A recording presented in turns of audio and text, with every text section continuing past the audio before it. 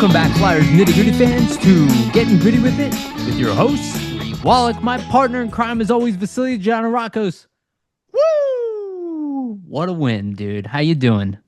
To quote Trevor Zegras, fucking amazing, fucking amazing. I think that's how I'm doing right now after that win taking on the Ducks yesterday night. I just think from the Flyers perspective, they stumbled a little bit, coming out of the Christmas break with the losses to Seattle and Calgary, but in their last 10, they are still 6-3-1, now in a 2-game winning streak, beating, a very talented team, obviously in the Oilers, who are Stanley Cup finalists and likely are gonna be in that realm again this season.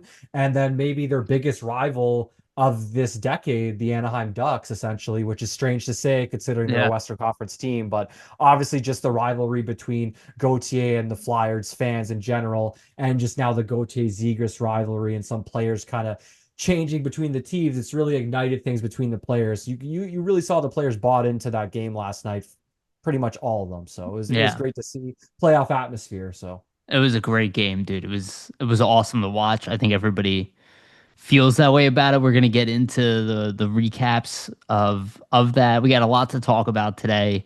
Injuries, we're gonna recap the Dvorak deal. We're gonna talk about a little trade rumors. We're gonna look at the lineup where we think it is after the injuries. And then we have like Olympic stuff coming up. We have a little bit of World Juniors, and we have a little bit of Phantoms too. So good amount of topics to talk about today, and a good energy around the Flyers right now, which is so awesome to see. Yeah, so let me get the usual stuff out of the way so we can get right into hockey. Just want to remind everybody, please like and subscribe. Hit the notification bell for notifications. Get notified when we release these episodes. And for the audio version, go to Spotify and iTunes. Give us a rating and a follow if you can. If you have not done that so far listening to this show, or if it's your first time, please do so now. We humbly, humbly appreciate it. Again, that is the best way to support Vasili and I and Flyers Nitty Gritty in general. Also, for our sponsors, Jim Steaks at 4th and South, they have one of the best, if not the best, cheesesteak in Philadelphia. Make sure to go to Jim's Steaks at 4th and South and get yourself a cheesesteak. Also, Summit Public Adjusters, 215-752-0560. Go to them for your insurance adjustment needs. They will help facilitate the process between you and your insurance company and make sure you get the best claim possible. Again, Summit Public Adjusters, 215-752-0560. And also want to give a brief shout out to our partner, sportspider.com. Guys, if you're tired of searching multiple websites for sports news, sportspider.com has you covered. They collect the latest articles, videos, and podcasts from around the web and organize them by your favorite teams. If you want to stay as up to date on our Philadelphia Flyers or the NHL in general, just hit the link in the description of both the video and audio versions of this podcast, sportspider.com. And also make sure to check out flyersnittygritty.com. Okay, let's get into it. So you brought it up already. Flyers with a couple, I want to say dominant wins. The win against Edmonton wasn't dominant, but they were the better team in that game. And then, outside of some spurts there and really a little bit of questionable penalties that were called, the Flyers pretty much dominated the Ducks. And obviously both 5-2 wins, just really good stuff. The offense was rolling. They rebounded really well. They played strong as a team. The second game missing Michkov, they didn't miss a beat. And even after the injuries took place during the game, they didn't miss a beat. And you're absolutely right about the rivalry with, obviously we don't have a rivalry with Edmonton. That was just like a good, hey, this is a really strong team. They have Connor McDavid. He's incredible, absolutely incredible hockey player. And then, there's the story with McDavid and Draisaitl. But then with the Ducks, it's like this running gun team with a championship coach that, has been on a losing streak. So it's kind of like a trap game too. Flyers and you're coming coming home. off a long road trip, Yep, exactly. exactly. Coming off a road trip, and they're desperate for a win, and they looked like a very frustrated team against the Flyers, and obviously it showed in the physicality. But there is that whole like you said, there is a rivalry now. Obviously, the Cutter Gauthier, us just as a fan base completely disrespecting him, and quite frankly, it's deserved. He brought it on himself, and it seems like the team has taken it personally, like the players. Like, oh, you don't want to be our teammate, type of attitude. And then the fact that they are now an orange squad, Yeah, and they're definitely. wearing orange and white in our building. I don't like the orange on their jerseys. It's a weird kind of It's off-brand disrespectful. orange. We're the orange team, dude. For sure. And then you know what was really funny? This is just a random point, but literally first play of the game, Konechny makes a nice move and he like feeds it right to the Anaheim player. I Right saw it. before he does that, I'm in my own head as the game's starting, I'm thinking, who let the Ducks wear these orange jerseys? Like you're gonna confuse each other out there. And literally, I'm sure that's what happened with Konechny. He saw so much orange. And he's like, what's going What? on? Why the Flyers But weren't wearing black? I guess they're not this season, but yeah. I wish like the other teams that kind of brought back some third alternates, they brought back that yeah. like black alternate from the Richards era, but maybe it'll be another year. That's kind of my favorite I jersey. I hope so, But dude. I really hope yeah, they bring that jersey back. I That think it would be would sell awesome. like hotcakes. Or even that 2000, well, like 2001, Yeah, 2002 black those are all jersey nice. in the new style. It would sell like hotcakes, dude. People are Yeah, like dying for that. definitely. Definitely. But yeah, to get back to just the Oilers win and the Ducks win, obviously both 5-2 wins. If you're the Flyers, 10 goals for, 4 goals against. You can't really ask for much more Yep. from your team in terms of both the offensive and defensive output. For that Oilers game, like Couture, Barkey, Tippett, right? They had a huge night, It five looked points great. combined Yeah. for that line. Obviously, Barkey gets on the board for his first NHL goal as well. So congratulations to him. I think the most important thing with the Edmonton game, and what kind of differentiates it a bit, I guess you could kind of lump the Anaheim game in here too with the fact that they held on to a lead. But for me, it's the fact that, you know, the Flyers go into that third period and it's a 1 goal game, it's a close game, it's a 3-2 game. And how many times have they blown leads prior in this True. season? Yeah. And they're able to hold on to that lead in pretty good fashion against a Stanley Cup finalist in Edmonton and one of the better teams in the league in the Oilers. And to be able to do it in the way they did, like they didn't change their game, they didn't turtle, right? They ended up Right. winning 5-2. They kept applying pressure. They kept putting pressure on that Edmonton team. So I just think for the Flyers, young roster, just learning how to win against teams that are better than you in these kind of measuring stick games, because we know Edmonton's a Stanley Cup contender. The Flyers aren't on that level yet, but to be able to kind of win the way they did in that fashion against that type of team, I think that's huge for their confidence level, because how many times have they blown leads and it kind of looked like the same recipe, right? They were up 3-0. You're like, oh no, not again, but they're able to kind of lock things down, keep to their game in the third, even add to their lead, and then still win that game. And then with Edmonton, like they dictated play. And I mean, when Edmonton or with Anaheim, I mean, they dictated play. And when they score that second goal, you could kind of look at it the same way. Hey, it's 4-2 now in the third. There's a possibility for Anaheim to potentially get back into this. And then they continue to kind of just apply the pressure offensively, don't really let them get that third goal. So, not to say that they learned directly from that Edmonton game, okay, this is how you got to hold the lead, this is how you got to win, but you can apply those same lessons from that Edmonton game to the Anaheim game in Mhm. the sense that, hey, we can play the same way. Doesn't matter that it's not a team that's as good as Edmonton. I would say Anaheim and the Flyers are kind of in the same realm in terms of like echelon of team right now, but you can still use those same things from that Edmonton game applied in the Anaheim game, which they did hold on to your lead and get the 2 wins in a row. So I think just the fact we're seeing this team hold on to actual leads now and close these games out, it's encouraging, because earlier in the season we weren't seeing that. We were seeing them lose leads, having to come back to get these wins in dramatic fashion. But now it seems like they kind of have a formula for, hey, we're in the third period. This is how we can apply pressure, not be too aggressive, but still not, sit back so much that the other team's Yes. kind of taking control of the game. So Yeah, which is always really frustrating to watch when you see them, because like it's it's a fine understandable. line. It's a It, fine it's line. it's understandable to some degree, but it's also you recognize that if you keep letting them come through the neutral zone with time and space and aggression, eventually they're gonna break through. Like, when there's like 15, minutes left in the game, it's like most teams will be able to break through and at least get a bunch of scoring opportunities in that amount of time when you're just sitting back. Yeah. And Vladar has been fantastic this year.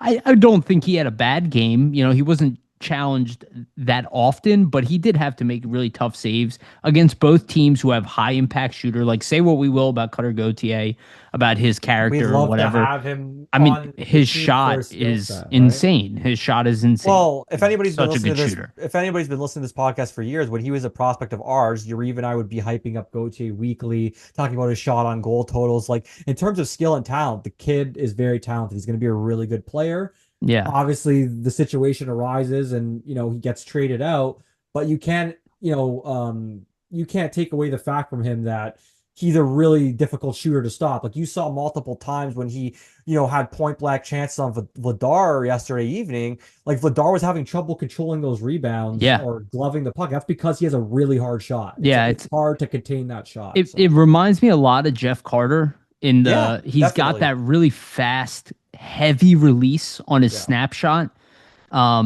And that's the type of player I see him as, is like another Jeff Carter type of guy. Like I think his defensive game will probably come around too. He's probably going to be a pretty good two-way player. Like I don't think he's going to be like a one-dimensional athlete or No. anything like that. I think even already he's pretty decent defensively for, a sophomore guy.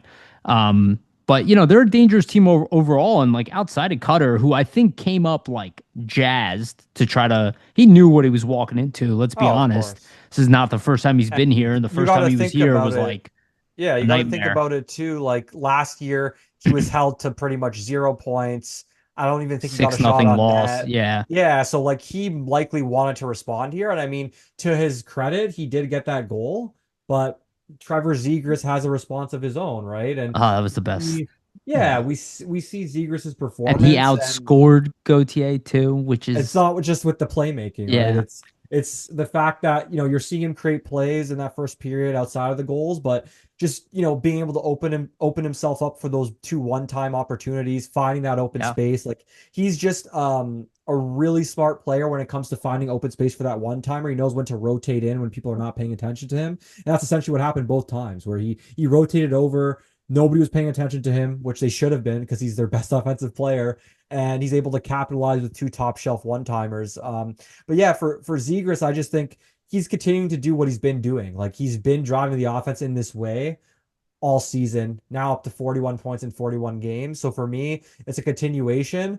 I do think there's extra motivation, obviously, for him playing his former team, right? He even He mentions made that in that. the Yeah, he he made made it that very clear. clear. So I think that factors into it. He probably sees Gauthier score and he's like, hey man, like I want to stick it to my former team that traded me out of here, that basically picked Gauthier pretty much over me, Yes. essentially. Because if you look at it, right, Gauthier comes in and they Anaheim starts thinking about trading Zegras pretty much, right? Like he's almost Zegras' replacement, either him or McTavish. You could pick whichever one it is, but they Sure. drafted McTavish a lot earlier, so we'll go with Well, Gauthier. they have But Beckett Seneca, who also that too. is a top But end. but nonetheless, there's multiple young players essentially that are Zegras can point to and look at and say, Anaheim thought they could replace me. I'm going to show you that's not the case. And he outscores those players. He basically propels Philadelphia to the win, essentially. I think after he scored those two goals, the juices are flowing. The team has momentum. You could just tell that they were going to kind of start to run Well, away with the game,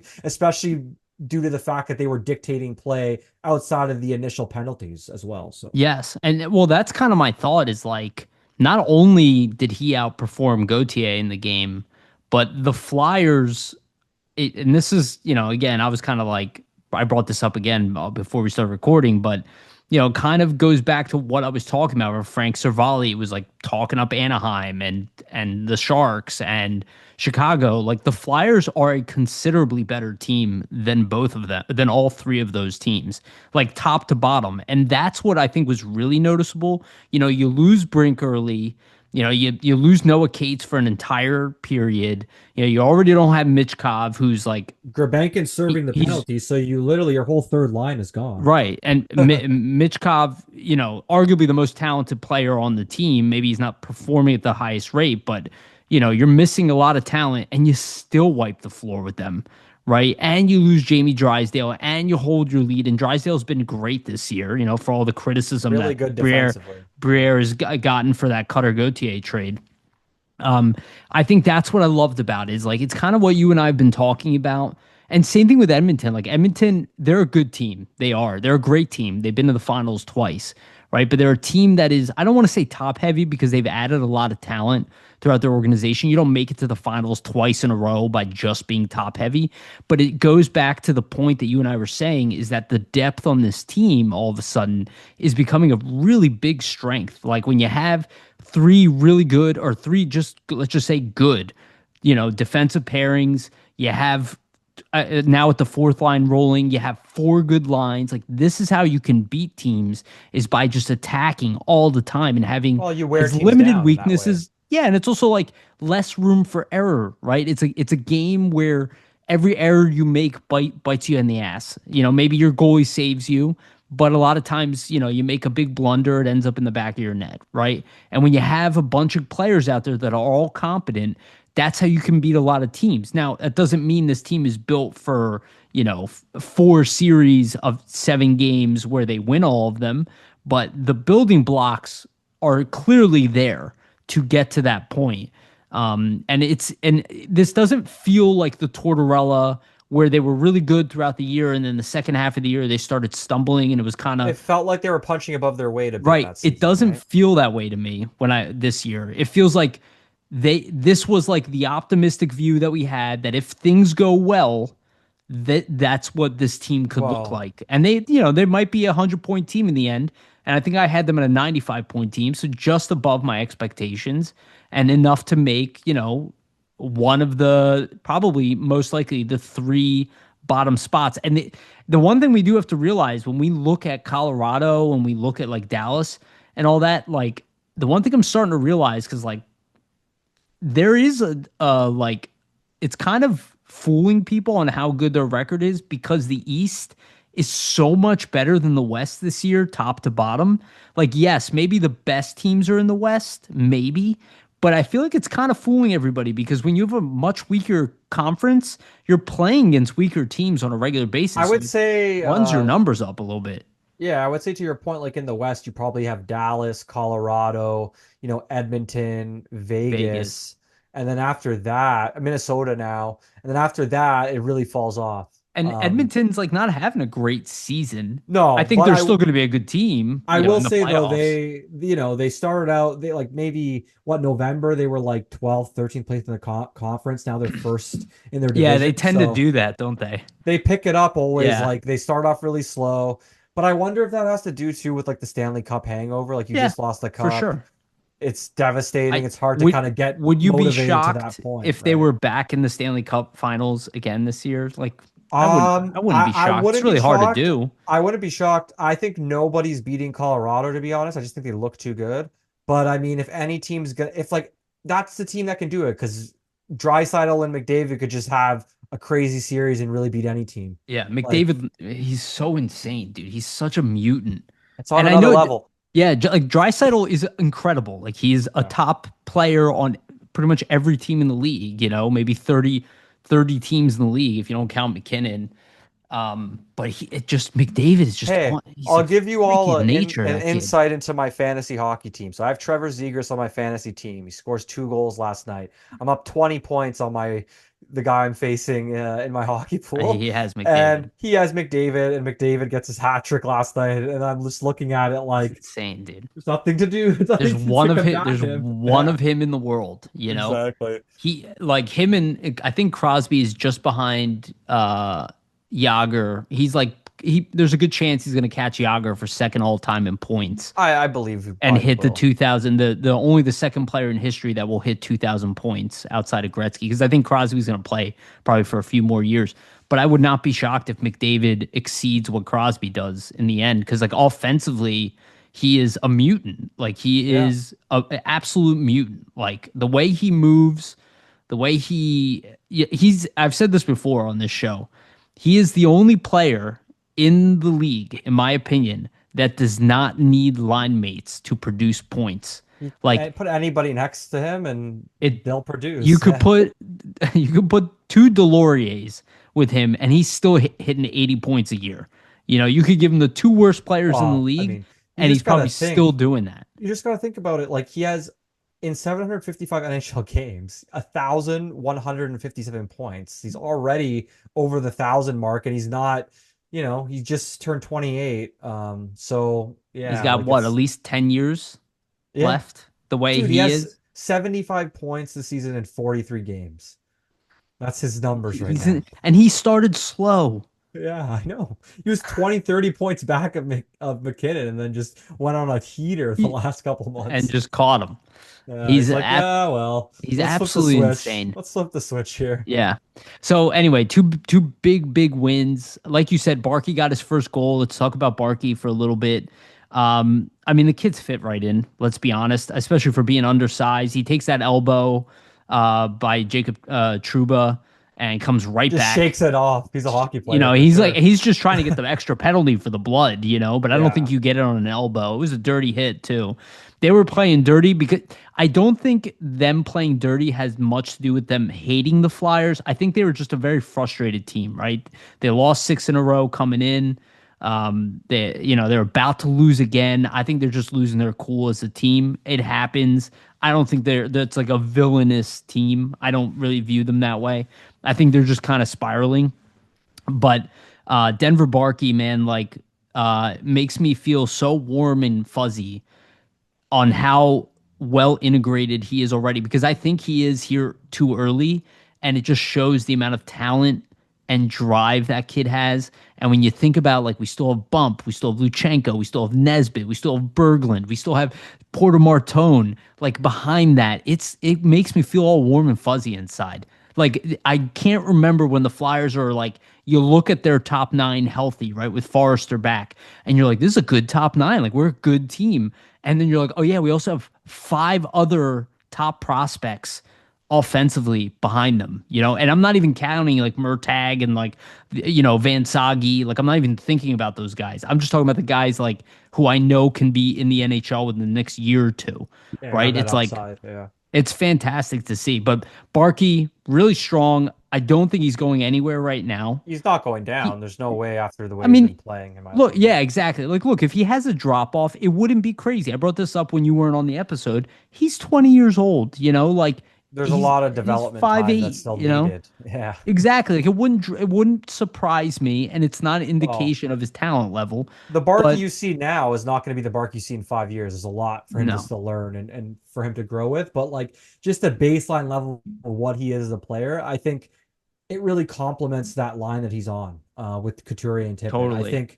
I think both those guys, not to say Tippett's really fast, obviously Couturier's a little bit on the slower side, but I just think the way that he attacks the puck in corners, Yep. attacks his opposition and pressures them and adds a different element. Like Couturier used to have kind of those same I would say traits about him when he was a little bit younger. I think now he's lost a couple steps. It's harder for him to put the pressure on guys as quickly as he would in the past. So he has to do it in a different way. But I think Barkey, just his aggressiveness, his ability to pressure guys on the forecheck, also get back on back checks. It's Like there was a couple plays last night where he's making plays in his defensive zone, either with stick checks or like getting back through the neutral zone on a back check, and he's able to get the puck and then turn it right back around. And like that's a trait and like a skill set that not a lot of players have, it just being able to kind of free up pucks, but all over the ice, not just on the board. So it his it, his anticipation is crazy. it kind of reminds me of the Cates line when Forrester's healthy. Like, it has that same dynamic, like Tippett to Mm. Forrester, Brink to Barkey. Um, and I do want to give credit to Tippett. We hear zero hate about him online at this point. I think people will be too embarrassed. He's Like, looked really even good. even Yeah. though he's not like producing at high clips or whatever, his overall game, his forechecking, his body positioning, his playmaking have all taken I another step. Like, yeah. he's not done. He's not done cooking. There's more within Owen Tippett. That's what I realized watching him, that he is evolving still as a hockey player. And The I would not be playmaking. yeah, I would not be surprised if a bunch of this team, if he's part of this solution, and a bunch of guys on this team are like 70 plus point players as they like really build, a group that we're not talking about 50-point guys. We're talking about 70-point guys, right? We're talking about Tippett is a 30 goal scorer, 40 assist guy. Like, that wouldn't shock me, you know, No, by, I by could what I'm seeing. I could totally see it. I just think his playmaking ability in general is taking the step. Like just some of the passes he's making. That pass he made to Barkey in that Edmonton game, for example, right? Like the Owen Tippett of a couple of years ago is not going to make that type of play, that type of pass. So I just think, yeah, like his ability to find his teammates in open spaces, like he's using his vision a lot more. Yeah. And I think his speed plays into that for Y- me. Yeah. And on the forecheck has always been his thing, but because he's more physical now, it feels that like it's kind of coming out. He's throwing a lot more hits. Like I'm Yeah. noticing him like finishing his checks, throwing the body on guys because he is a big guy. He He's can use that strong. Yeah. size He's to his thick. advantage. Yeah. So Yeah, I mean, there's a reason every coach looks at his tool set and goes, "There's something seriously awesome about this guy." My roommate, he watches like a lot of hockey with me, and he's like, that's his favorite player is Owen Tippett, which is like okay. so funny because I tell him people like hate on him online, and he's like, "What?" He's like, "He's awesome." I was like, "Yeah," I was like, it's funny how the internet works. But the downside of the last three game or two games, I guess, is that the Flyers did incur a couple injuries. There are semi updates on them. At least there's an update on Michkov. He's practicing back with the team. Tocchet said from the press conference today he should be back in the lineup next game. He was on the ice. He's like, unless there's some kind of issue. But typically, if you're practicing as normal, Yeah. he's probably and you had a tweet about it being precautionary. Seems like that was the Yeah, case. the X-ray comes back negative, so there's no fracture, obviously. Tocchet says if anything flares up, maybe he would be out tomorrow, but doesn't expect that to happen against the Leafs. Also, I mean, if he was super injured, he's not going to be staying out after practice like a half an hour with Denver Barkey practicing Yeah, Michigan and Michigan's. teaching Yeah, him how to do Michigan. So I'd imagine if he was hurt, he wouldn't be on the ice like that. yeah. He was probably So dying to be in that game too. Oh, probably. I mean, that Yeah, atmosphere and just the way the fans kind of react. I think any hockey player would want to have had experienced that.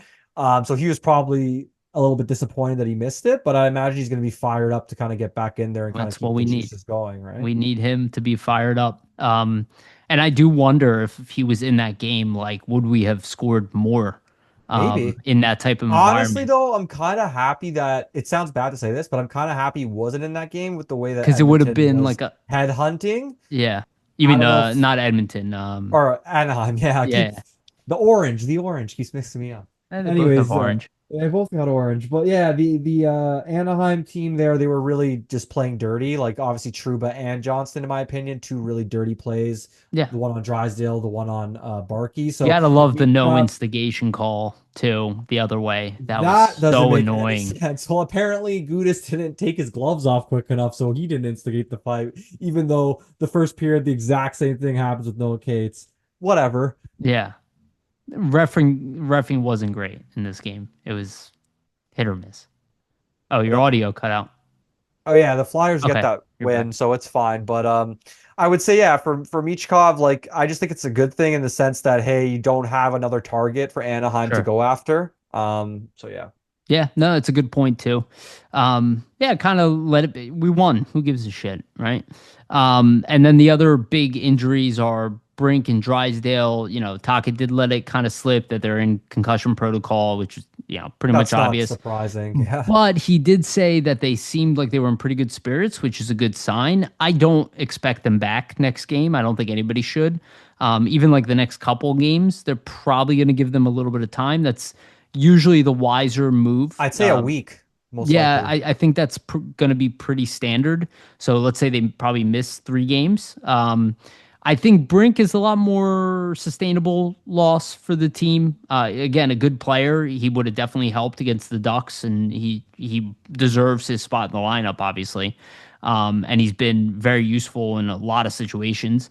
But Drysdale, I feel He like, got you his know, bell rung. Yeah. yeah, but also just the way he's been playing, the impact for the team. That's the one that hurt me a little bit more in my gut because I was kind of like, Top ooh, 4 minutes, playing against some of the other yeah, teams, best players on a nightly basis. But it's not just the offensive production for me, right? It's just his defensive play. yeah, Like when they've been on the ice this season, him and Andre, they've been able to shut, other teams down. They've been able to break the pucks out yep, really quickly out of their own end. So losing his element of just that first pass, his skating ability. I mean, you're going to see that. Like, even though the Flyers will have a guy in Ristolainen that can step up and take those minutes adequately, he's played those types of minutes before, different skill sets, right? So it's going to be interesting to see how him and Andre kind of adapt to playing with one another. So Yeah.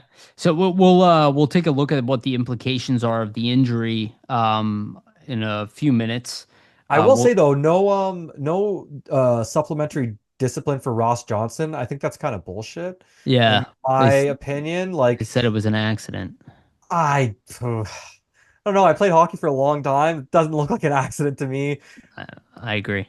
I would say it was a blindside hit. I just think that he saw Hathaway's hit, wanted to retaliate, gets on the ice, sees the first jersey, the first Flyers jersey, and he just runs straight at him. That's exactly what it looked like to me. Drysdale's not even paying attention. Super blindside, super dirty. Puck's nowhere near him. Yeah. Literally. The fact that there's no suspension, I mean, that's a joke. That's a joke to Yeah. me. And it's like, okay, yeah, we got the 5 minute major, but we lose a player. And that to me is always more valuable as being healthy than getting a power play. Even if it is, especially Yeah. with this team's power play.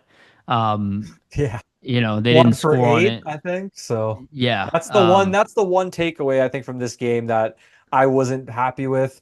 Like I you mean, gotta penalty score. kill too, special teams in general. Yeah, like you gotta score on, first of all, on that 5 minute power play at some point.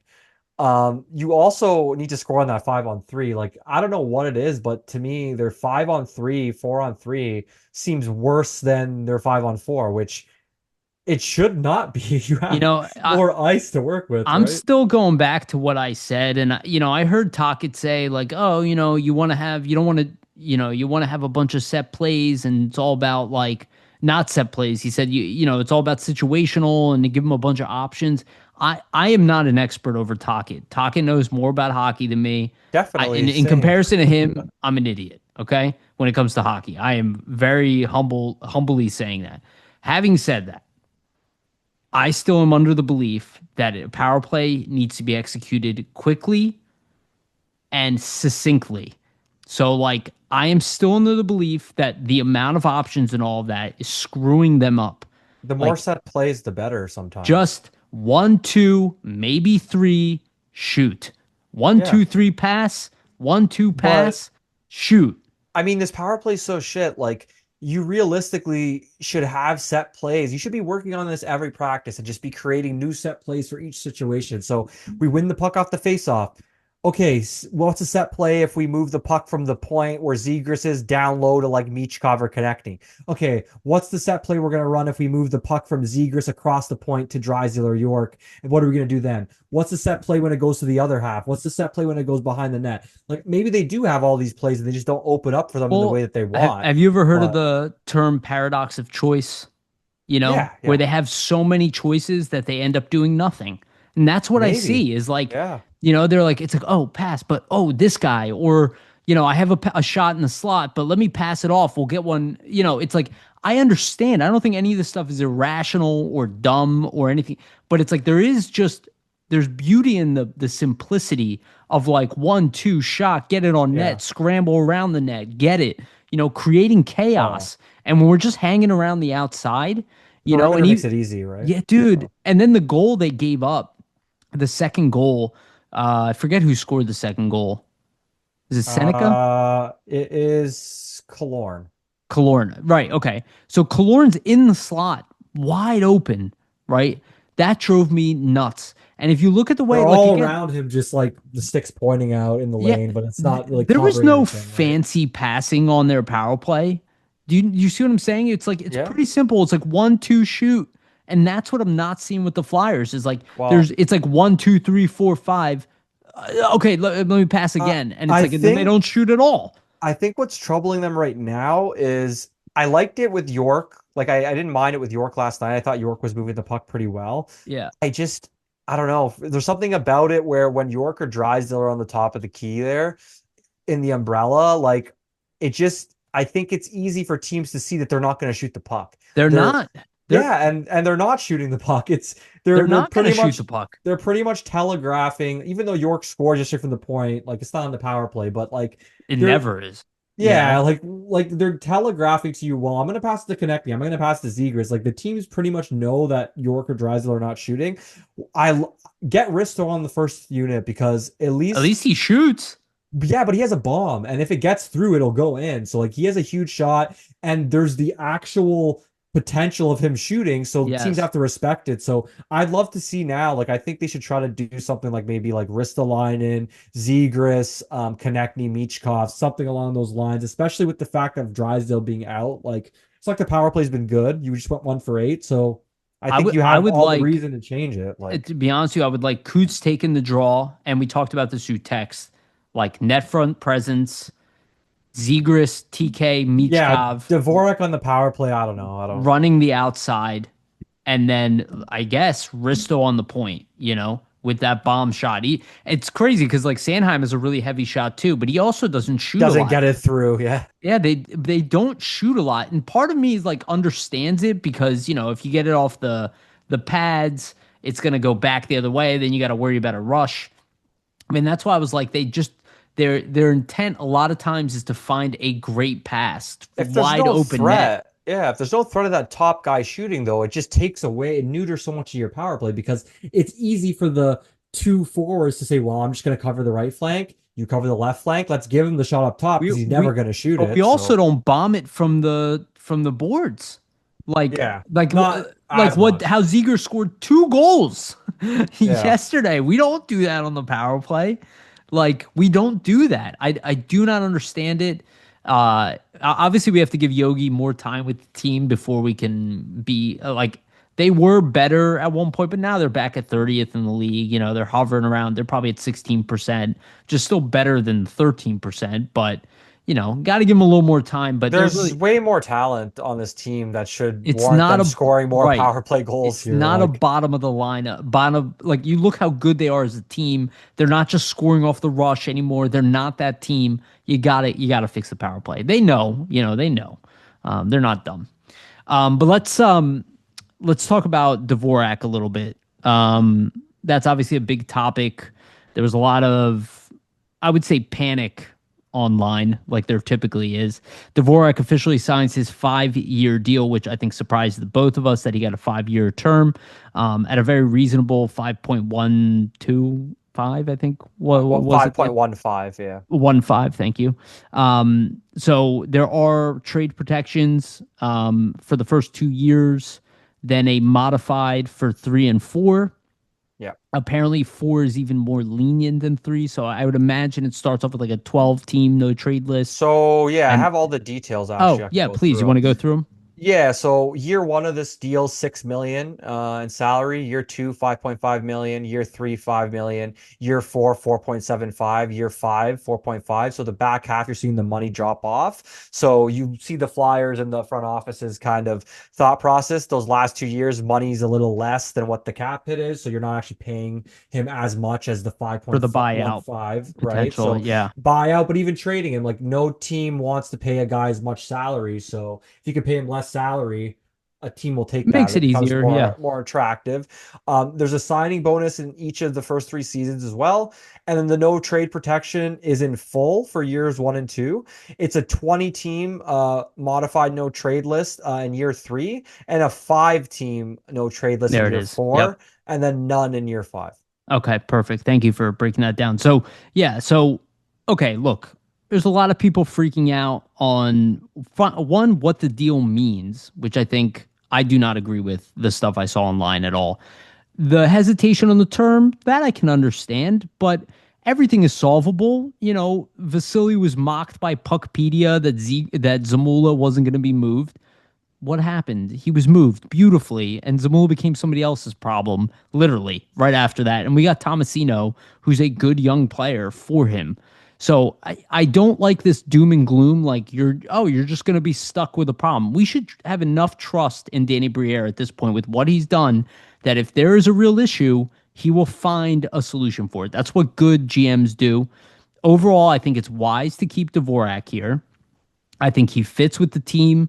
I think Zegras, who we want to get re-signed to, obviously one of his best buddies, clearly is becoming like that guy for us, like one of those locker room glue guys.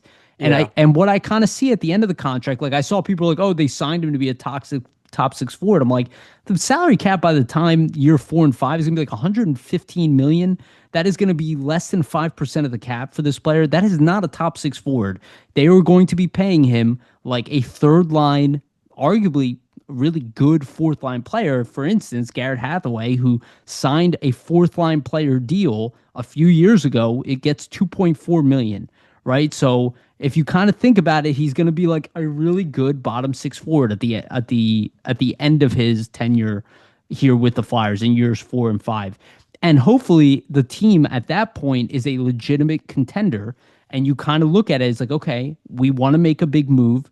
Some young guys will have to be included in that trade. This keeps our depth here. We don't have to go rush out in the UFA market and go compete for all these ridiculous contracts. I promise you guys, when you see the contracts that are given this offseason and the lack of options, they're going to be awful. And we're going to be like, oh, I'm glad we signed Dvorak because we didn't have to go out there and look for somebody. And this still leaves us options for trades. We have plenty of cap space still. Um, I don't see an issue with that, and I do want to address the prospects thing, and then I'll move it to you, Vasili. There, I did see people being like, "Oh, this is an indictment on Luchenko, Nesbitt, and Berglund that they don't think they have a top center." I think it's completely separate from that. This is a guy who, just like Couturier and Noah Cates, can be here playing center well. You can bring in young guys. If the other guys are better, you downgrade them in the lineup. You're going to have a lot of ELCs to start. So all of it, in my opinion, makes sense. Maybe there'll be a problem in year 5. Okay, we'll deal with it then. And if it's lower money, buyout's always an option in year 5. And we're going to be in a position where we're going to be an aggressive organization at that point. So I don't see a real issue here. Is it a complete win of a contract? No, but that's what happens when you're 30 and a UFA and you have leverage to go to the market this offseason. It's not an RFA. You know, typically a $5 million player at a UFA age of 30 years old, if you're signing a $5 million deal, you are being signed as a middle six forward in this league, not a top line player. Unless you're like 23 years old, like Forrester, they don't view him as that. And I saw people like, oh, the organization, you're wrong. They definitely view him as a top line forward. I'm like, they didn't pay him like that. So those are my thoughts, Vasily. Go ahead. Yeah, I mean, there's positives and negatives to this. I think it's just a fine deal. Like, I think if you look at it from the Flyers' perspective, they locked up a guy that's having a really great season, career year. He's fitting in nicely with two of their most prominent forwards in Zegras and Konechny. There's not one particular center prospect I think that the Flyers could highlight right now that they believe could step into that position next season. And I think that's the main thing that hey, you have this team taking a step forward. They identify that Dvorak as a major piece of that because of the role that he's playing right now. If we subtract him, we do not have somebody else that can immediately replace him, and thus we will likely take a step back for the next few seasons until a guy like Luchenko or Nesbitt are ready because they're still really young, right? So I think that's what you look at if you're Briere, and that's why you probably make this deal because you're saying to yourself, if we remove Dvorak, do some of these other guys that are around him right now that are playing so well and the team having success, does that all fall off next season? Which it very well could, right? Because we talked about earlier, a big part of why they're having success is their depth and their ability to roll these lines consistently. If you remove Dvorak from the equation, I don't know how consistent they're able to roll some of these lines and in certain situations and with the penalty kill as well, right? So there's a lot of different factors. You're paying him a pretty good amount. Like you technically, he got less money than he's making right now. Usually guys do not take salary cuts when they're going into UFA. Typically they get raises. For me, what I would have loved is if I'm the Flyers, I would have paid him like 7 million for 3 years. Yeah, that's probably what I would have done. I would have overpaid him to make sure you don't have year 4 and 5 of that term. The risk to me is just the long-term roster construction. That's what I see.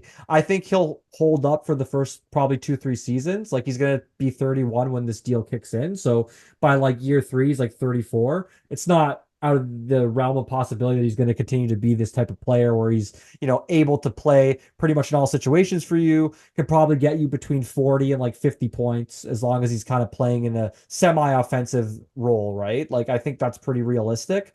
I just think it's like any player, like there's a risk, right? With any player that you're going to sign into their mid 30s. We've seen it with guys where one season you could look really good, you come back for next season, you lost your a step, you lost your legs, you fell off, right? Like it can happen to any player. So that's where the risk comes in for me, right? That you're not just going to have him in that realm, you're going to have also a Sean Couturier in that realm too, where he's had the two back surgeries, and I love Couturier, but as he gets older here, there's also a risk that his play will deteriorate, right? So you could have two aging centers where their play might be deteriorating for you when you're trying to get into this contention window. So that's where the risk lies to me with me, right? That let's say they do fall off, you might be paying 13 million to two guys that aren't going to combine to anywhere close to 100 points for you. So could you use that 13 million better spent elsewhere? Potentially. I don't think you're ever moving off of that Couturier contract at this point. You just got to hope that he plays it out and stays, as close to this version of himself as possible. I think if it was up to the Flyers, they would have liked to maybe allocate the money for Dvorak to a more offensive minded center.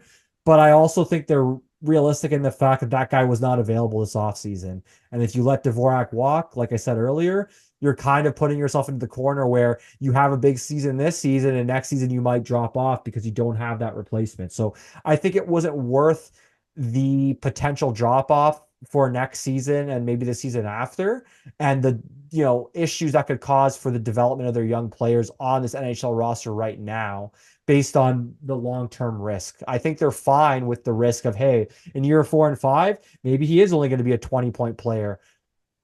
But at that point, we're going to try to trade him based on, the no trade clauses kind of diminishing, right? It goes to 5-team and then nothing in year 5. Or they're going to be happy with kind of just plugging him in on the third or fourth line for that money because the cap's risen so much that it's not going to really That's affect them. And they could probably add somebody else through trade or free agency in year 3, 4, or 5 that's going to take that role in the top 6, right? So I think that's what you look at. The real risk is, hey, maybe after 3 years, 3, 4, 5, you still aren't able to find that other guy that can take that offensive role from him. But I mean, there's no way to tell. Like he's like, I don't know. I think the prospect thing is definitely overblown. Like I don't think him being signed has any effect on Nesbitt or Luchenko. Like Luchenko could come in next camp and blow the doors off. Like he's not having the greatest season. you know where Yeah. that comes from is that everybody's already claimed that Luchenko, Berglund, and Nesbitt are third line centers at Yeah, best. but Yeah. I mean, that's not Right. But accurate. that's where that comes from. That's how they Yeah. think, right? It's like, oh, we have three third line centers, even though we have the sixth best win And percentage in the league. one thing Um, too I wanted to mention is that like you could be going the Minnesota approach here, where like I look at Minnesota's top 3 centers and it's Danila Yurov, Joel Eriksson Ek, and well, Ryan Yurov is Hartman. like a pretty awesome prospect, but I do agree with your sentiment of what you're saying. There, none of them Yeah, are, top of the league all centers, those right? guys. Okay, Eriksson Ek's probably a good 2C on most teams. Yeah. Yurov at this point's a 3C on most teams. He's very young. Hartman is a 3-4C on most teams. I mean, you see how Minnesota's having success. Maybe the Flyers are trying to do it in that manner just based on what's presented to them right now. They're saying, hey, we have not been fortunate enough to have top echelon centers in this league make it to free agency. So we're going to keep these centers that we know are good defensively and have chemistry right now with our wingers. And let's have, these centers that are more defensively responsible kind of play with these elite wingers in Zegras, Konechny, Martone, Michkov, for example. And that'll make up for the lack of production on center. The fact that we Yeah, have all these really, really top end wingers. So yeah, and I mean, I definitely think there's an element of that in there. I also think, you look at the way Dallas is and how Jamie Benn, and Tyler Sagan and like a lot of these veteran guys were kind of playing that secondary scoring role and like lower in the lineup, and then they were kind of run by their top young end talent, by the end of the season. I kind of see that that's what the Flyers are trying to form is like the young guys will jump them, but we have guys that all can play defense, all can block shots, and when we're a playoff teams, like these are the guys that make that difference, in those really hard to play series where, Sean Couturier comes up big. He's not putting up 55 points a year or whatever. He's putting up 40, but he's still a shutdown center. He still can play his role. And if he's playing against fourth line, third line players, he's kicking their ass, right? It's like that's kind of how I see this. And I do think that there is an element of like, I think you're right about that. Let's just deal with what we have right now, right? And you look at what Minnesota did, right? Like they went out, they didn't have a top line center to trade for, but they did have a top defenseman. And this is what I was saying about Dvorak, right? It's like the Flyers recognize they will have to move probably 2 or 3 good young players on this team to go out and get a star player. So Yeah. that is why you hold on to a guy like Dvorak, in my opinion, because you're like, okay, we don't crumble our depth, right? And I do think you're right about they're thinking about next season. They don't want to take a step back. They're done with that, right? So they want to be good next year too. And we've already seen Danny Briere is creative as hell. Like nobody thought that Zegras was going to be on this team, especially for the price he paid. He's working on stuff. So in my opinion, Yeah, you don't really know who's being I targeted, right? see. So, I actually think that this Dvorak signing kind of indicates what their offseason might look like, which might include a big trade. And I've picked on Brink, even though I really like him, picked on him wow. a bunch. He's an unsigned RFA, which is normal for in season because you have control over him. So it doesn't mean they won't sign him. But you look at Brink, you look at, maybe some other guys in the organization. They have a numbers problem in general, especially on the Yeah. wing, not We're so gonna much in the look at the center. lineup and kind of illustrate that, but we've been saying for episodes that like Right. if you see their wing depth, like okay, you already don't have Martone on this team, you don't have Bump on this team, you just had Barkey added to this team, Forrester is injured. There's not gonna be room for all these. Someone will be traded in this And the offseason. hardest spot to find is center. Yeah. So Like making, I guess center is the third hardest position. Or I'm sorry, it's goaltending is the toughest. Defenseman after that.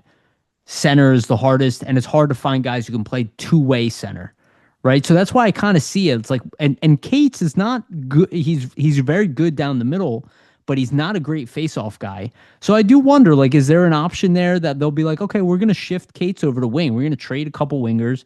We'll shift Cates over to the wing. We'll put he's Dvorak and great as Cates the together. F1 forechecking. Yeah, we'll Gates put is one so score on their line and there'll be a scoring third line. Like, and again, you're not talking about astronomical money because there's still a little bit of sticker shock. And I kind of go through it too, where like we're so used to a stagnant salary cap and like you see $5 million and $5 oh, million. that's a big number. Yeah, Right. 5 years ago, that was a big number, I but mean, it's not dude, anymore. like, what was it? After the lockout, a $5 million defenseman was your number one defenseman on Or the your team. number one center, right? Right, Or something like exactly. that. Now So now we're talking about 13 to 17 million. It's like 5 million is it's an average or yeah. it's like an average player in the league. So they're not paying him to come in and save the day. They just recognize that they have a guy. And I think that what you said, it's a fine contract. It's not awful. It's fine. No, And it's there's some positives, there's some pros to it that we can highlight. There's some negatives, like you can't expect always everything to go your way. So I'm sure the Flyers in the back of their mind, they realized, hey, there might be risk with this the last couple of years. If he completely falls off, we might have to eat this contract. We might not be able to move it. But I think that's something that they're willing to do, knowing that even if he does fall off offensively, that defensive game is still likely going to be something that you can utilize in the bottom six. Yeah, and I think again, like when you're a UFA, this is your last big contract. You said it 2 weeks ago. You're like, I don't know if he's gonna want to stay here because this is his last big contract. He'd probably want to go test the market. So you had to give him a contract that is somewhat comparable. I think he would have got more in UFA. He would have Maybe probably gone up not to yeah, 6.5 million, something for like like that. 4 years or something like Yeah. that. I think, or even 5 years, From a 6 million. desperate team that really needs a center, Yeah, I so could I think you totally have to see give it. him something like that to I think get the him to term agree. helps. I think for him, like he is a player that's kind of moved around a little bit the last few years. He probably wants that security, Yep. just where he is maybe in his life potentially. So, Finish I his can't, career in Philly. That's probably what he's yeah, thinking. I can't really fault that from his perspective. I think, I mean, in a sense, it kind of just shows the chemistry and the willingness for players to want to kind of stay on this team. Like, I think in the past you might have said, well, the Flyers had a hard time attracting free agents to want to stay here, but like here's a guy that had certainly had an option to not sign, right? He could have tested the market, but he's like, no, I want to be here. I want to stay Yeah. here. He's obviously having a career year. He probably realizes that too, that maybe there isn't a better spot for him. I mean, He's with a coach that, obviously wants to use him and talk it. I think maybe overutilize well, him at some points, but I think for Dvorak, he probably realizes, hey, like this is a good situation for me. I just wish for this deal, at least for me personally, I don't mind it. Like I said, I think it's a fine deal. If I was the Flyers, I would have tried to overpay, but maybe it was about the term for him. Maybe he's like, I don't want 3 years. I don't want to go somewhere else in 3 years. I want to stay somewhere. I want to stay here and, pay me less money. Maybe that was you, a you part of know, it. I look at somebody like Sam Bennett, who's a year younger than him, two-time Stanley Cup winner. We got to remember that. But he's a 45, 50-point player in the league, right?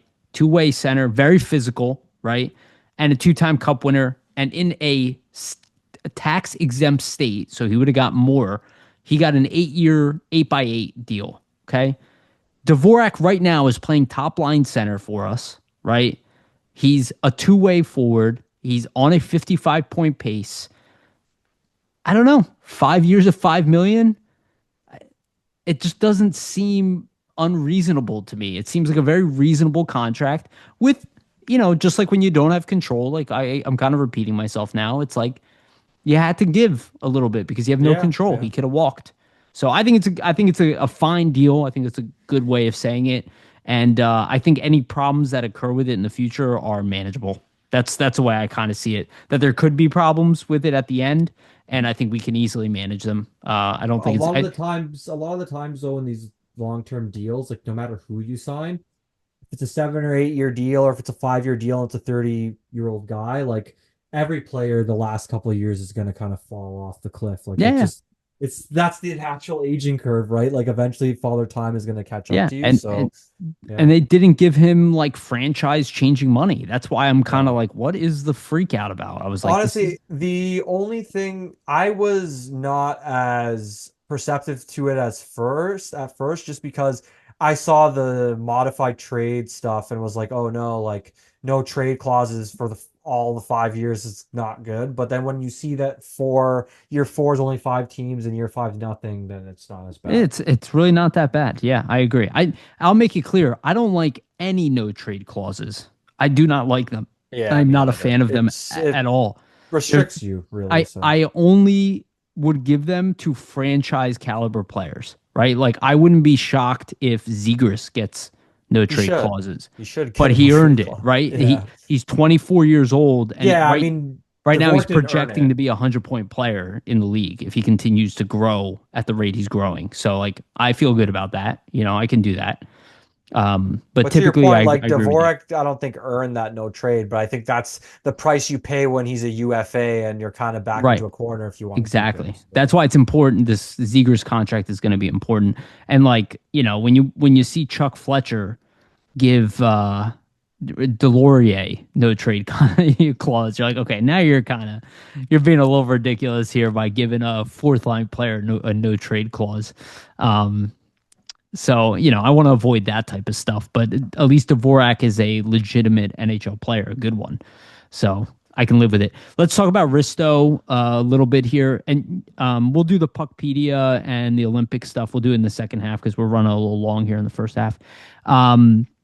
So, yeah, there is a rumor. We won't spend too much time on this, that Rasmus Ristolainen is available. This is according to Anthony DeMarco, who does have some merit. He obviously has some connections within the Flyers organization. He's at Daily Faceoff. He's saying that, the Flyers are open to trading Risto, but the asking price is significant. Um, Look, my thought is this. Do I think it's completely off the table to trade Risto? No, not at all. Especially after this season, to be honest with you, I think they would be much more willing to do it in the offseason than they would be now, as they think they're going to be a competitive playoff team. And you see what happens with Drysdale and Risto can step up. That is, that's a big. that's a luxury. It's a big luxury. Again, yeah, if you want to overpay for Risto, it shows that they're open. It also shows that they probably believe in Bonk. And that's probably how they kind of see what they need to make space for. They have Bonk, they have Gill, right? They have a Miko coming down the line. They have other defensemen that they're developing internally. Murchison's looked good, right? So they're probably open to it, but I don't think they're out there shopping Risto. I think it's the same thing that's always been available.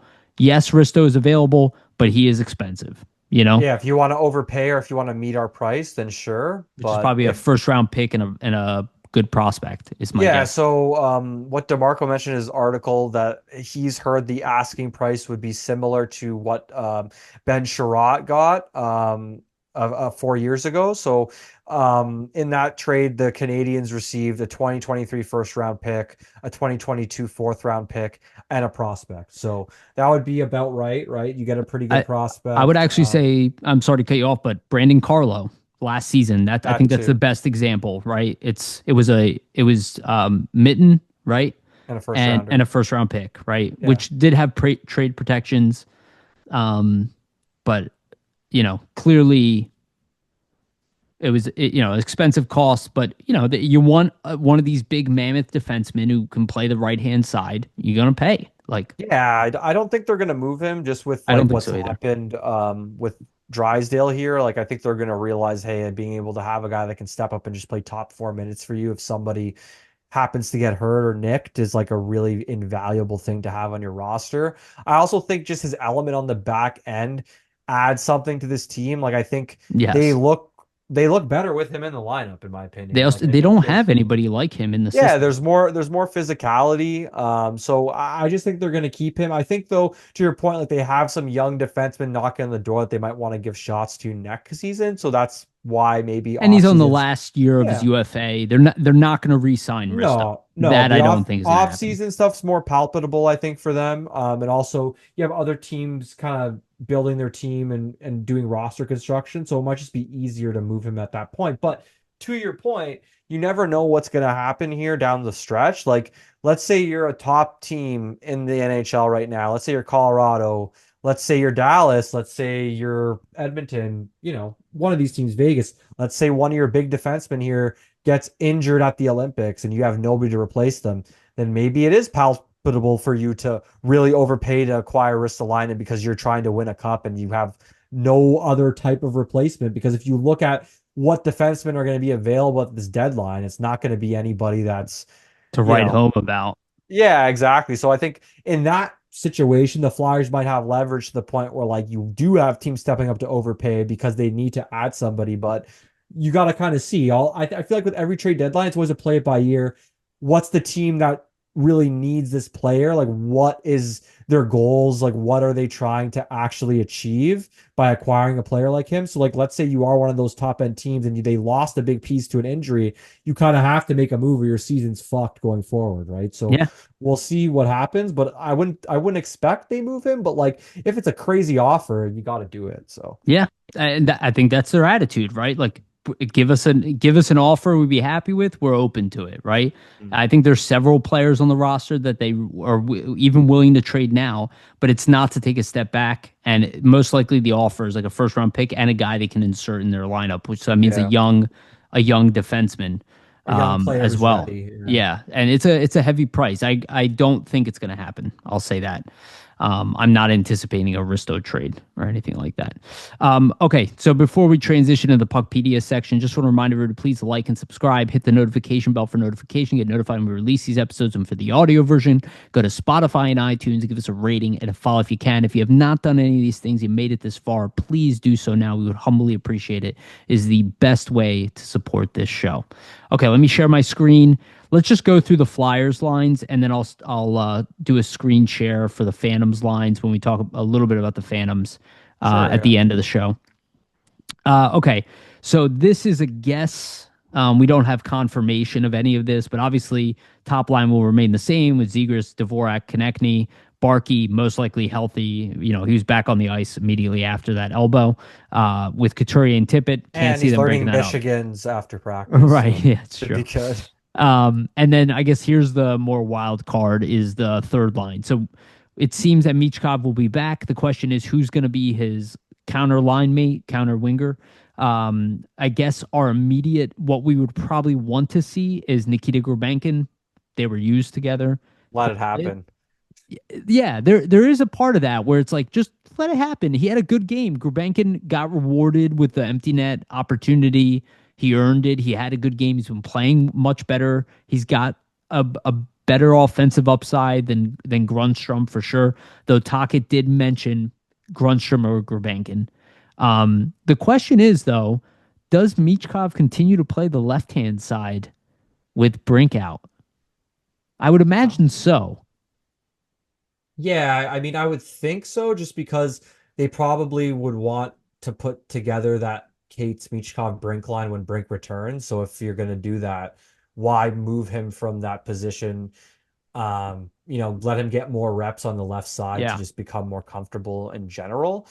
But hey, it's possible they switch it out just because he is more comfortable on the right hand side. I mean, I think that's more up to the player in a sense. Like maybe if he goes to the coach is like, "Hey, he's out. Can I play my natural position?" Well, who knows what kind of conversations happen. Maybe Tocchet wants him to actually play that left side just to get more familiarized kind of with the structure of the system playing in I that I position. agree, So but I do think there's an opportunity here to see if you can get his goal scoring going, yeah, playing on the maybe right hand his side. natural position does help that.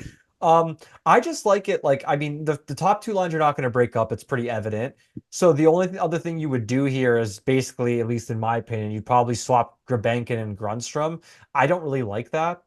I want them to keep this third line They intact that should we see try it. here. Yeah, Well, they just should yeah, try give it. give it a shot. I mean, it's not like it's three guys that are I wouldn't even say that Michkov's defensively irresponsible at this point. He's had a lot of really good defensive plays this season. He's had some gas, but he's a young player. It's going to happen with all young players.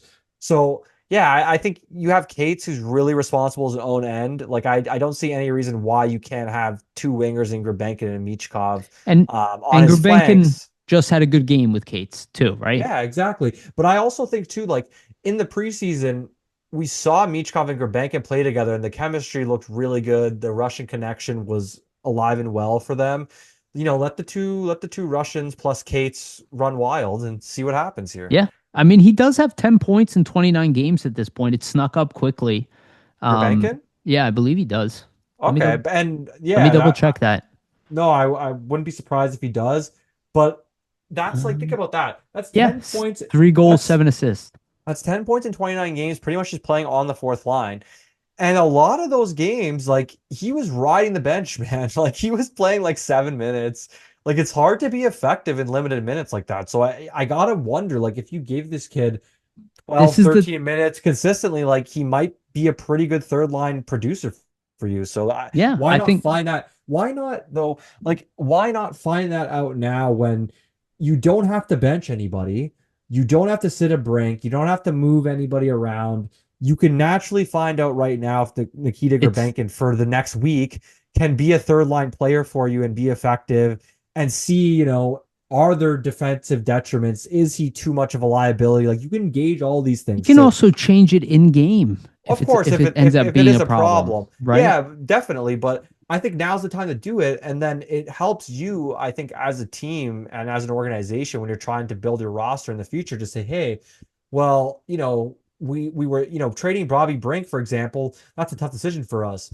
But now we know there's a direct replacement in Nikita Grabenkin that can do a pretty good job in that same exact spot in our lineup, right? So I think it makes things down the line more easier to digest if you're going to trade guys because you've seen guys in those roles play well, right? If you Yeah. never try a guy in that position, how are you going to know if he's going to Well, succeed or not? they So did give him some opportunity with Cates and Brink. He didn't light the world on fire. He had some good games, and then Grunstrom started scoring all those goals.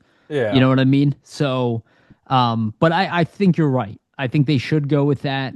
I think you can always change it up. The fourth line has looked effective the way they are. Hathaway had probably his best game of the season against Anaheim. So yeah, a lot of yeah, so hits for him. let it roll.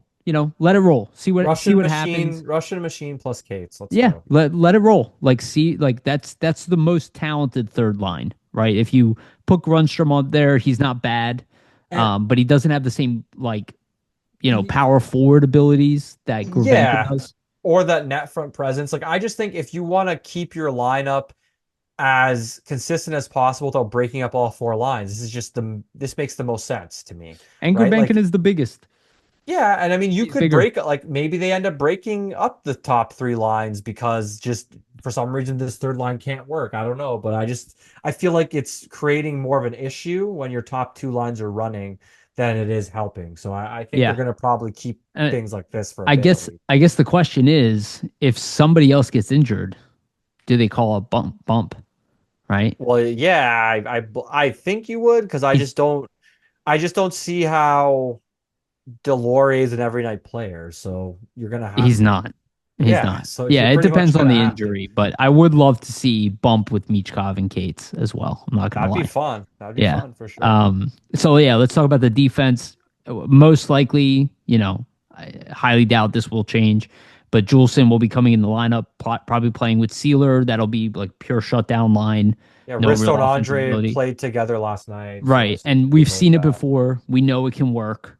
So we imagine it's going to be Andre and Stylistically, it yeah. makes a lot of sense. Even before when Drysdale was healthy, we're kind of saying, well, you have two smaller offensive guys. Stylistically, does that make sense? Not really. The pair works, but Andre like, looked really good last night, by the way. oh yeah, the passes were crisp from him on the tape, out of his He's own zone. he's evolved a lot He's their since his best outlet passer on the whole team. Every time he passes the puck out of his own end, he's on the tape. He's better than York at it. He's better than Sanheim at it. He's even better than Drysdale at it. even like the physicality of the game, like the He doesn't shy anticipation of away from it, but man. he's never been a shy away. He's like found body positioning and he's found a like another level of confidence almost too. Like, I think it's gapping up. Like for me, what I saw before yeah, is he didn't have the timing on exactly when to gap up and when to kind of make those aggressive pushes towards a guy to put pressure or like make a pinch. Whereas like now, I think he's got the timing down pat in the NHL.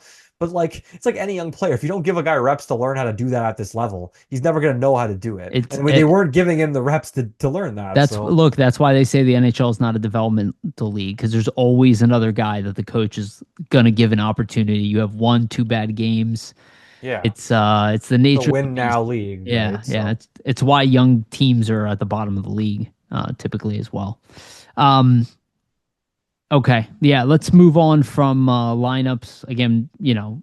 I assume Harrison will start the next game. We're not entirely sure yet, but um, we'll have a good idea on that. But I would imagine that's going to be the case. Do you want to talk a little bit about Olympics? All four Olympians were announced.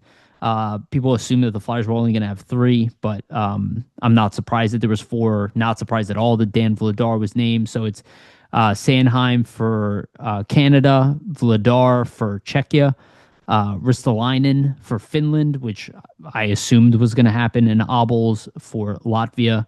Um, awesome. I'm a little worried about injuries. It's honestly my concern, but happy for them. It's a great opportunity. And to see that Vladar has been recognized as, a premier goalie, and you look at what Czechia did in World Juniors, we're going to talk about that next. It's obviously a competitive country. So, I do suspect that he'll get some goaltending time there too. It's going to be between him and Dostal probably, right? So, we'll see it. Maybe he'll they just. probably be the starter, to be honest. I I wouldn't be think he surprised. should be, but the stall looked really good last night. So, but Vladar for us has been awesome. So I don't know. Any thoughts on the Olympics? I mean, it's just kind of I we'll think wait and see beginning of February. yeah, like I mean, I think it was I expected Sandheim to make it just based on his performance at the Four Nations and just the way he's playing. Right now, I see some objections to him making it online. I mean, I guess I don't really, Nonsense. yeah, I don't He buy into deserves it. it. I think he definitely deserves it. I think he also plays really tough minutes where like if you gave him less defensive responsibility, he would produce more for you offensively. But right now he is like the shutdown defenseman on the team basically against other teams' top I think lines. people are going to be surprised on how good Sanheim is when At they the watch him. And Olympics, yeah, I agree. At the Four I don't Nations, he think was really effective, I right? really So don't see a difference between like him and Devin Taves. You no, know, I don't either. Yeah, it's just I Taves plays with McCarr. it So pretty everybody's like, yeah, much, you take them but together.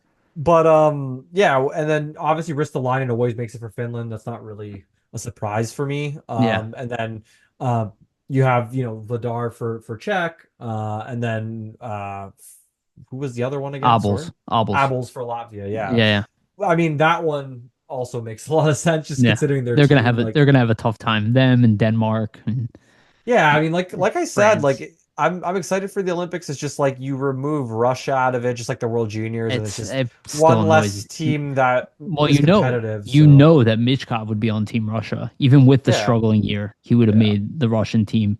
Um, so yeah, and that make no mistake, the Russian team in the World Juniors and in the Olympics will be one of the premier teams. Like of course, they're yeah. no joke. We were talking about the Olympic team and we literally missed.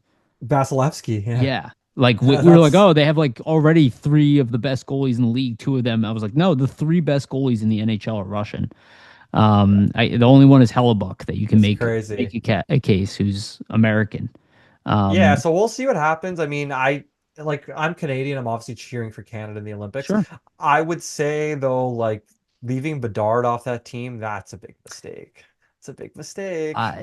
But The Canada thing, and I want to bring that up with the Lucha. The depth with Canada is so insane that I yeah. feel like every year that you pick for any one of these teams, people are going to be pissed Oh, of because there are course. guys that could easily make other teams like I mean, nationality I teams. just see the John Cooper bias though. Like you picked Oh, Sorelli over Bedard. Like I know he's a great shutdown center. He helped you win two cups, but like let's be honest here. Like you should have picked Bedard I'll over also say this Sorelli. about Canada: they tend to overthink their roster. But to their point, they won the Four Nations with Sorelli on the team. So like they're pretty much brought back the same team that won that. So Yeah. I can't fault them because it was a I winning mean, team. I So like Marchand. I understand his value, but Brad Marchand over Bedard, I like mean, a I could live 38 with year old player. that more though, because at least Marchand has the pedigree. He's ripping it up this season. Like, what's his points this season? He's like over a point a game. He's still nasty. He is nasty. So that's like I can respect that. But like Sorelli, That's kind of my I point. don't know. Is like What's no matter yeah, what, dude, wild. Marchand, 46 points in 41 games, 23 goals, 23 assists. He's it's literally insane. running Florida. It's Like insane. crazy. Hell Gonna of be a a good player. tournament though. I love the Olympics, so it'll For be fun. everybody who worries about Dvorak and players dropping off, it's obviously tends to only be the elite guys who make Yeah, it in their late 30s. that's As why they're elite, that right, right? yeah, So but still. Okay. What do we have next here? World Juniors. So let me just go through the stats for the individual players and we can talk about them. So, obviously, Sweden won the gold there.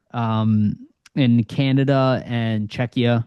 Canada got the bronze, and Czechia got the silver.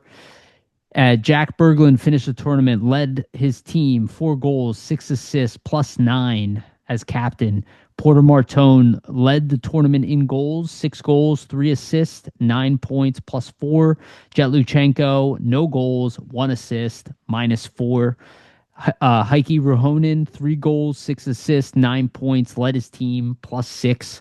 Max Westergaard, excuse me, 1 goal, 3 assists, 4 points, +4. Shane Van Sagi for Team USA, 0 goals, 0 assists, a -4 in that tenure. I want to say this real quick before we talk about the players.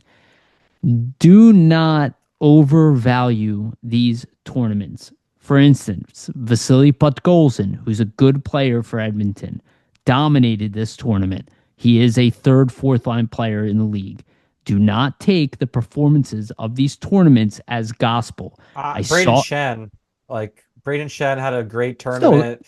Really like good at player. least I a mean, top six forward. oh, he's a top six forward, but even then, like Braden Shen led the World Juniors in scoring his year. I remember everybody hyping him up. Oh, he's going to be the next Crosby. He's going to be the next I mean, McKinnon. Morgan Like Frost and Joel Farabee had yeah, great tournaments in their years. and they're good middle six players. Right. So All I'm saying is do not freak out.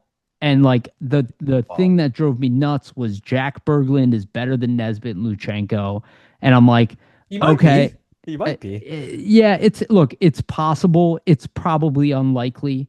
And I've always been high on Berglund, but this is not a predictor of Uh, who's going to be the top well, players in the NHL. I I think would for just say that. Berglund to jump off on Berglund, I think it's a different situation for him because he's been playing in the SHL amongst men for parts of the last 3 seasons. So I Yep. think, you put him against his own age group. He's used to playing against guys that are a lot bigger, a lot stronger than him. What was he doing in this tournament to kind of make his presence felt? He was using his size against a lot of the smaller I mean, players and kind of he dominating, right? So he obviously looked great. And yeah, he had a great tournament. what I liked about the Berglund breakout is that one, people, because people shit on that draft pick. This is what drives me nuts about it. Is everybody was down on the pick, called him a third line center, And watch him play 2 games is and like, oh my now God, he's Wayne now he's Gretzky. better than Nesbitt and Luchenko. Yeah. They're negative about everybody. They call everybody a third line center. They call everybody the next Scott Lawton. It's like a default Hey, reaction, and yeah. it's a load of crap. I'll be And honest with and you. I would say too, Martone, I thought Martone had a slow start, but I thought he really picked it up and looked good the last few games. But like that slow start doesn't make me think that, oh, the Flyers shouldn't have picked him fifth overall. They really fucked that up or messed that up. Like That I don't agree with that's my that. point. Is like Berglund outproduced Martone. Is he better than Martone? Well, Like it's is Heike always Rohonen better than he had the same points as it's the same points as Martone, same player. It's like this no, is not. I would say like the way that like I said, the way that I look at it is these tournaments are very small sample sizes. You also have guys playing with other players that they've played with, they've grown up playing with them. So there's chemistry sometimes involved when you get this like Swedish team, Finland team versus like Canada and the US where the rosters kind of change more often. Those guys kind of sometimes grow up playing together for Sweden, Finland. So there's a lot more chemistry. So that's a factor. I just think like any Point. any 8, 7 game tournament, like it's 8 games. Like I could go in the tournament for eight games and rip it up and then be shit the rest of my career. Like anything's Which possible, right? happens quite a bit with Yeah. some of these guys. Well, the thing is, this is such a big tournament. They realize that, so everybody gets geared up. Like we need to play our best Yeah, type of thing. it's also like in Luchenko's case and Van Sagi, who Van Sagi had no points. It's like, okay, they're playing bottom line They roles didn't on. get any minutes. Yeah. Yes, and So Luchenko is falling under the Canada thing, which is what we were just talking about, where like that team is so freaking deep, that country, I mean, and the amount of you they could fill two rosters yeah, of top line players of and course. still potentially win the championship. So like I think about like, okay, if Luchenko was a Finnish player, would he have done what Heikki Rohonen did? With all those minutes. Yeah, I think just more reps. Like I think I don't know, I watched quite a bit of games, like almost every Canada game. Like there was a couple plays and stuff where you saw Luchenko have some fumbles or didn't make the best player. He didn't have a great game.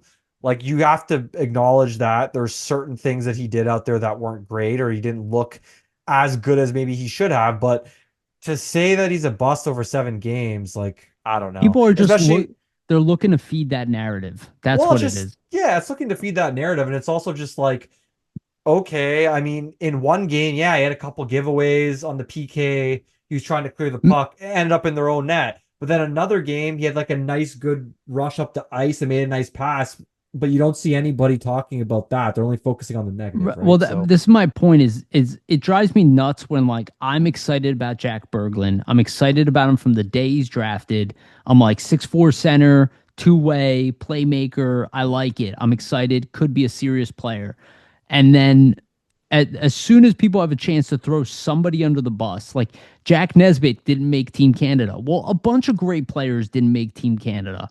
Like that is irrelevant. Jack Berglund's also older in a not as deep of program, though they did have an exceptional team this year, Jake obviously. O'Brien didn't fucking make Team Canada. Like, This is what yeah. this is kind of my point is that like people are looking to make narratives rather than just accept the tournament for what it is. Some guys will have a great tournament. Some guys will have an unreliable tournament. It does not. Denver Barkey couldn't even make the team.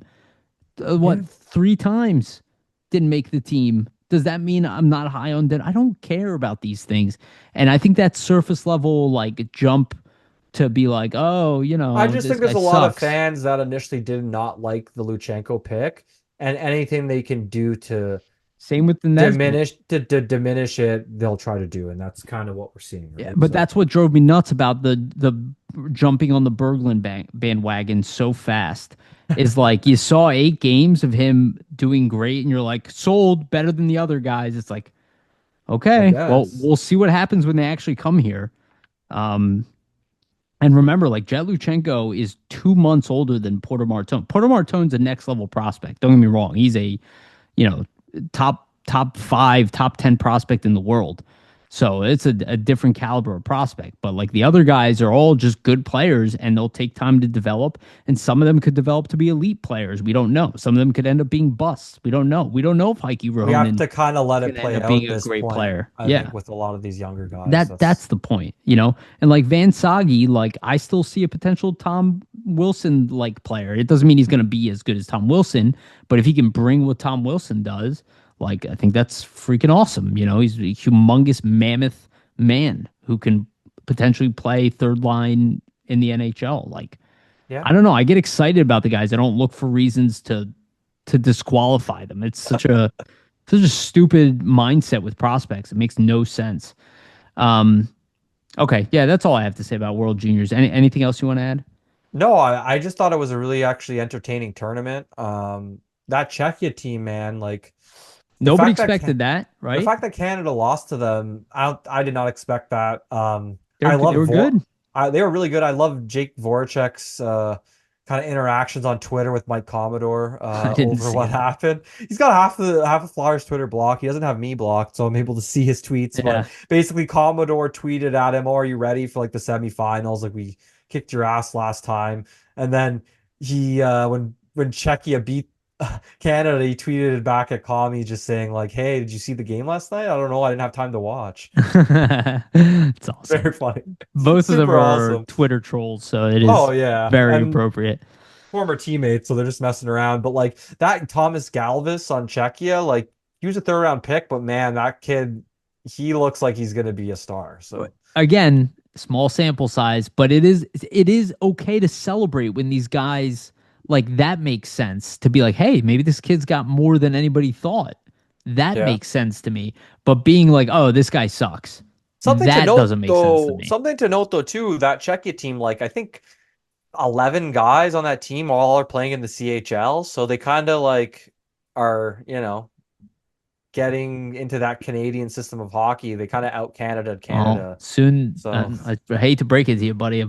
I think soon a lot of those kids are going to be going to college. probably, yeah, probably. uh, Yeah, but that is actually an interesting thing because, like, maybe the CHL guys move over to the NCAA and then European kids see more opportunity in the Canadian League and it just becomes like a shift over, It's totally where guys were possible. playing Yeah. in like the juniors leagues in Russia Well, and they have an Poland import and rule in the CHL, but I imagine they might remove that if they see a lot of their talented guys leaving. They're going to say, which, "Well, we'll have imports. We don't care." yeah, which they will. It's going to be interesting. We'll see what happens. We'll keep an eye on that. All right, let's get into the Phantoms and then we'll close it up from there. I'm going to screen share again. So the Phantoms lineup is a little different now. So Alex Bump, I'm going off of last game's roster. He is back. They had back-to-back games, so they sat him the second game.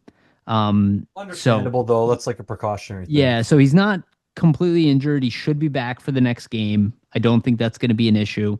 But this is how the lineup is looking right now. They moved Carson Dorward up to top line left wing to play with Peterson and Tucker Robertson. So Robertson moved all the way up the lineup for him. So good for him.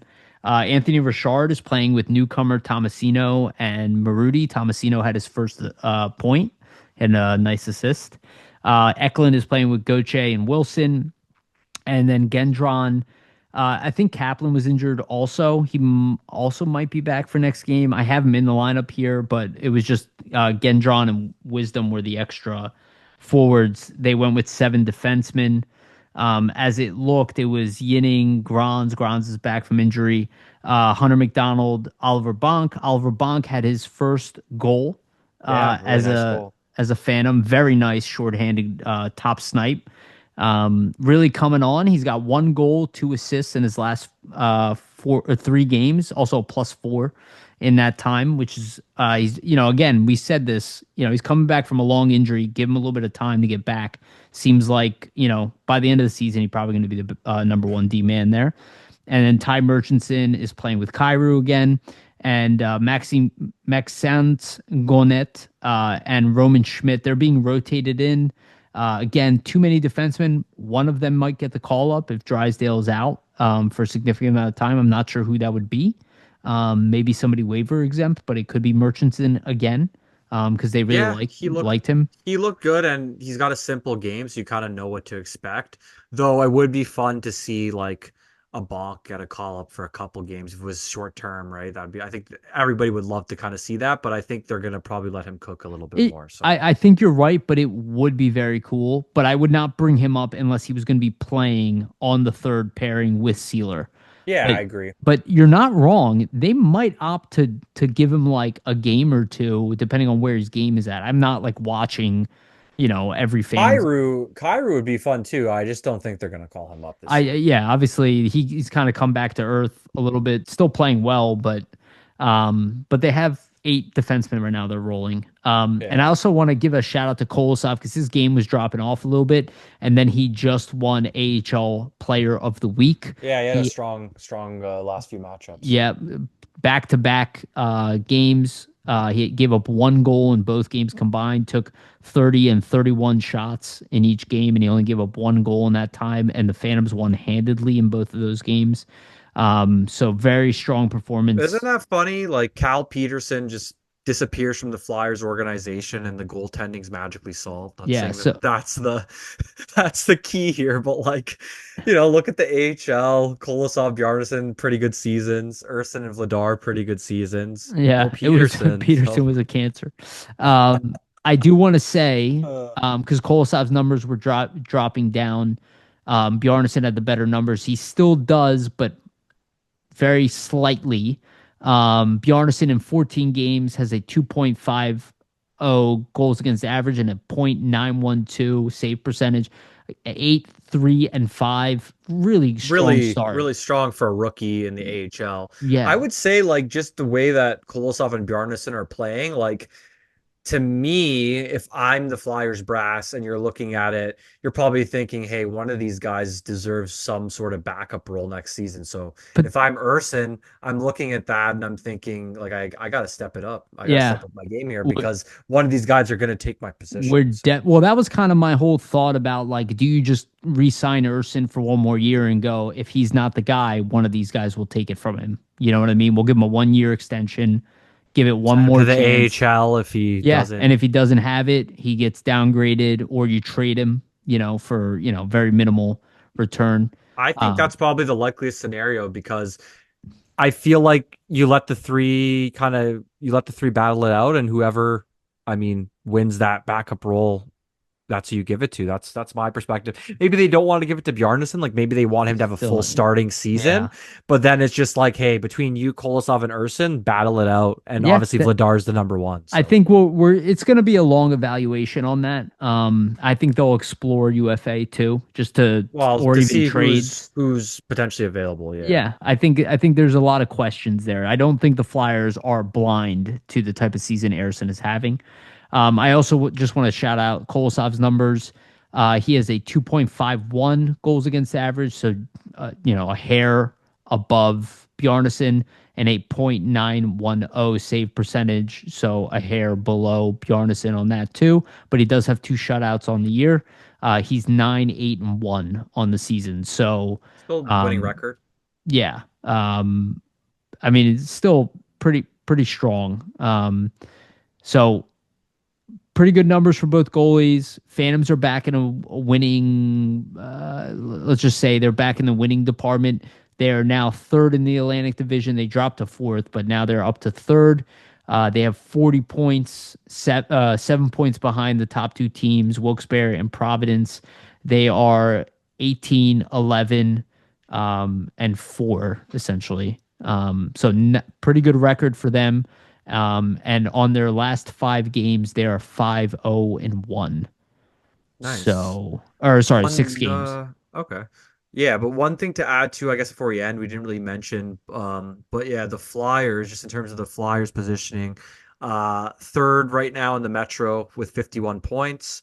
The Islanders are ahead of them with 52 points, Carolina But the 55. Islanders, they have 2 games in hand on both. Yeah, exactly. So that's what I was going to mention. So Oh, there's two sorry. games in hand on both teams. So they have potential to catch them here. And they also have 2 games in hand on Washington, who's below them with 50 points in the wild card. So they're in a pretty good spot here. So I think at least from the Flyers' perspective, you got to just take these 2 wins against Edmonton and Anaheim and try to build off it because I think this season so far, they've been outperforming expectations, but I don't see any reason why it can't continue just based off the recent play. Like They're gonna have they're dictating play against good teams at this point. So they're gonna have a tough game against the Maple Leafs team that's playing a lot better now. yeah, Austin they're on a hot Matthews, streak. yep, They're on a Austin hot streak. Matthews has woken up, but it's a redemption game for them because they didn't play their best hockey against the Leafs.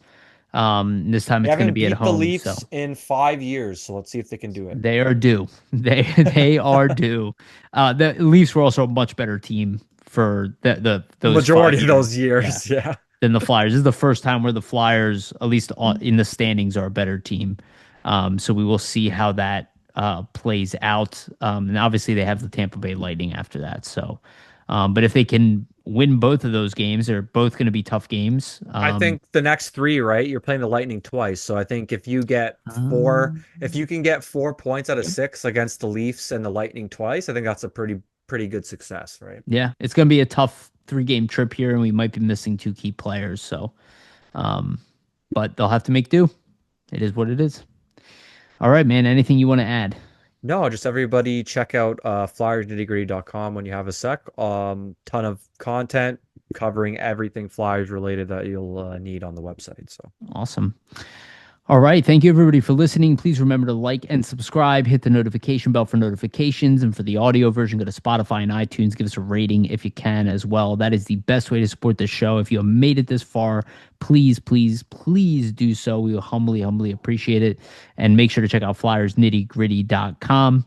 Also, a shout out to our sponsors, Jim Steaks at 4th and South. They have one of the best cheesesteaks in Philadelphia. Public Summit Adjusters, 215-752-0560. Go to them for your insurance adjustment needs. Again, Public Summit Adjusters, 215-752-0560. And shout out to sportspider.com. They are our partners. They aggregate content from all over the internet. The link to them is both in the description of the audio and video versions of this podcast. We love you guys. And remember, always stay